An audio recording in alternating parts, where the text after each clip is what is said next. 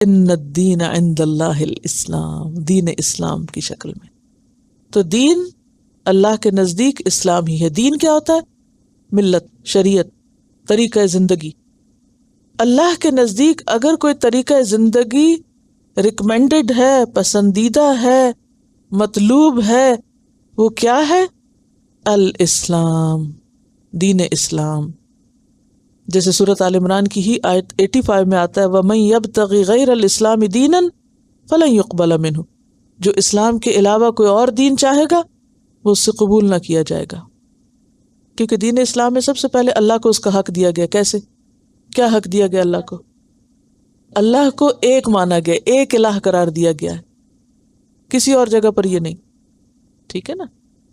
وَإِلَٰهُكُمْ إِلَٰهٌ وَاحِدٌ لَا إِلَٰهَ إِلَّا هُوَ. پھر اس کے بعد آپ دیکھیے کہ قرآن پاک کی جو اہمیت ہے،